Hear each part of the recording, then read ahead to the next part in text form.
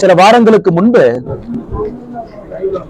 நான் தனிப்பட்ட முறையில வெளியுறவுத்துறை அமைச்சகம், மினிஸ்ட்ரி ஆஃப் எக்ஸ்டர்னல் அஃபேர்ஸ், வெளியுறவுத்துறை அமைச்சகத்துக்கிட்ட ஆர்டிஐ மூலமாக சில விஷயங்களை கேட்டிருந்தேன். குறிப்பாக உங்களுக்கு தெரியும், கச்சத்தீவை பற்றி தொடர்ச்சியாக தமிழகத்தில் நாம் பேசிக் கொண்டிருக்கின்றோம்.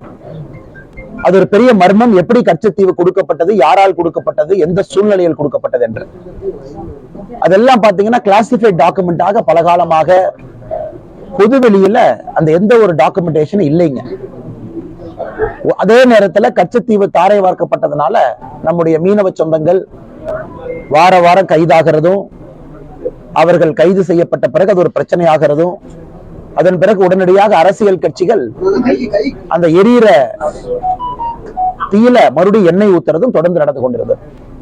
இந்த நேரத்தில் எம்இஏட்ட ஒரு இந்திய குடிமகனாக இந்த கச்சத்தீவு சம்பந்தப்பட்ட டாக்குமெண்ட், குறிப்பாக 1968 இந்தியாவுடைய பிரதம மந்திரியாக இருந்த இந்திரா காந்தி அம்மையார் அவர்களும், இலங்கையில அவருடைய கவுண்டர் பேட்டாக இருந்த சென்னநாயக்க அவர்களும் ஒரு சீக்கிரட் டீல் அப்பவே போட்டுட்டாங்க. கச்சத்தீவை தாரை வார்க்க வேண்டும் என்று ஒரு சீக்கிரட் டீல் அப்பவே போட்டுட்டாங்க அப்படின்னு பாராளுமன்றத்தில் இதை பத்தி அதிகமா பேசப்பட்டது.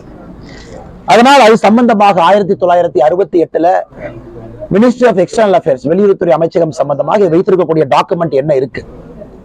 அதன் பிறகு 1974 கச்சத்தீவு தாரை வார்க்கப்பட்டது. அது சம்பந்தமான டாக்குமெண்ட் என்ன இருக்கு அப்படின்னு சொல்லிட்டு அந்த மொத்த டாக்குமெண்ட்டையும் கேட்கும் பொழுது மினிஸ்ட்ரி ஆஃப் எம்இஏ எக்ஸ்டர்னல் அஃபேர்ஸ்ல இருந்து இந்த டாக்குமெண்ட் நமக்கு கொடுக்கப்பட்டது. குறிப்பாக 2 முக்கியமான, இதுவரை பொதுவெளியில் இல்லாத அந்த 2 டாக்குமெண்ட்டை கொடுத்தாங்க.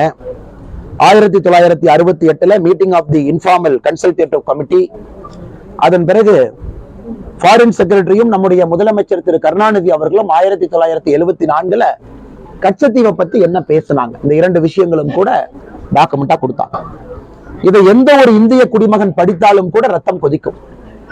அந்த அளவுக்கு கச்சத்தீவை பொறுத்தவரை காங்கிரஸ் கட்சி அப்ப பல சதி வேலைகளை செய்து கச்சத்தீவை தாரை வார்த்திருக்கின்றார்கள்.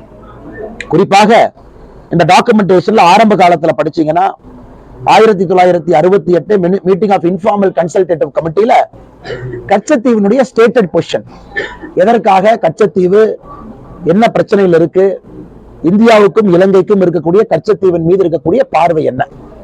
நமக்கு தெரியும், கச்சத்தீவு நம்முடைய இந்திய கடற்பகுதியில் இருந்து சில கிலோமீட்டர் தூரத்தில் இருக்கக்கூடிய ஒரு தீவு, ஆள் நடமாட்டம் இல்லாத பகுதி. அப்பவே ஒரே ஒரு சர்ச் மட்டும்தான் கச்சத்தீவுல இருக்கும்.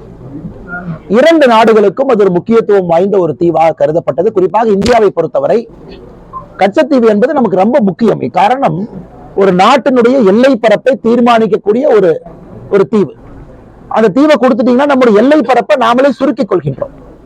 அதுவும் குறிப்பாக இந்த 1968 இந்த கமிட்டி நோட்ஸ் எல்லாம் படிச்சீங்கன்னா, ராமநாதபுரத்தினுடைய ராஜா ஈஸ்ட் இந்தியா கம்பெனிட்டு இருந்து ஜமீன்தாரி ரைட்ஸ் அவருக்கு வரும் பொழுது 1875 1948 வரை எந்த பிரச்சனையும் இல்லாம கச்சத்தீவு பகுதியில முத்தெல்லாம் எடுத்திருக்கோம். யாருக்கு நாம வரி கொடுக்கல.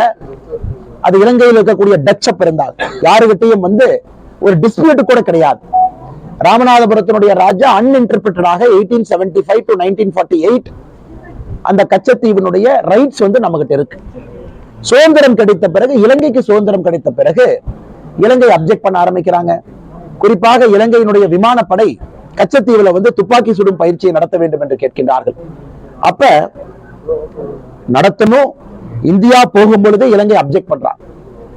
அப்பெல்லாம் ஆரம்பத்தில் இந்தியாவுடைய ஸ்டாண்ட பார்க்கும் பொழுது கச்சத்தீவு நம்முடையதுன்னு இருக்கு. அதன் பிறகு பண்டிட் ஜவஹர்லால் நேரு அவர்கள், இந்தியாவுடைய முதல் பிரதமரா இருக்கிறவங்க, 1961 ஃபைல் நோட்டிங் போடுறாரு. பண்டிட் ஜவஹர்லால் நேரு அவர்கள் ஒரு ஃபைல் நோட்டிங்ல எழுதுறாங்க. அந்த ஃபைல் நோட்டிங்ல என்ன எழுதுறாங்க அப்படிங்கறத ரொம்ப முக்கியங்க. அப்ப நம்முடைய காமன்வெல்த் செக்ரட்டரி குண்டேவியா அப்படின்னு சொல்லிட்டு ஒரு மனிதர் இருக்கிறாங்க. அவங்க இந்த பாராளுமன்றத்தில் இதை பத்தி கேள்வி எல்லாம் வரும் பொழுது, அதை பத்தி எழுதும் பொழுது, நேரு அவர்கள் பிரதம மந்திரியாக ஃபைல் நோட்டிங்ல போட்ட நோட்டிங் எங்கிட்ட இருக்குதுங்க. என்ன எழுதுறாங்கன்னா, I attach no importance at all to this little island. இந்த குட்டி தீவுக்கு நான் எந்த விதமான மரியாதையும் கொடுக்க போவது கிடையாது. I have no hesitation in giving up our claim to it. நான் வேகமாக எந்தவித பிரச்சனையும் இல்லாம அந்த தீவை இன்னொருவருக்கு கொடுப்பதற்கு நான் தயாராக இருக்கின்றேன். எனக்கு இது போன்ற சின்ன சின்ன விஷயங்கள் எல்லாம் தீர்க்கப்படாமல் இருப்பதை எனக்கு பிடிக்காது. அதனால் இது இலங்கை பக்கத்தில் இருக்கு, சிலோன்ல இருக்கு. அதனால் இந்த மேட்டரை நான் இலங்கை கிட்ட ரைஸ் பண்ண போறது கிடையாது. 10/5/1961 இந்த பகுதி பார்த்தீங்கன்னா பண்டிட் ஜவஹர்லால் நேரு அவர்கள், காமன்வெல்த் செக்ரட்டரி குண்டூவி அவர்களுடைய எழுதப்பட்ட பாராளுமன்ற குறிப்புக்கு அவருடைய ஃபைல் நோட்டிங் இங்க இருக்குதுங்க ஐயா.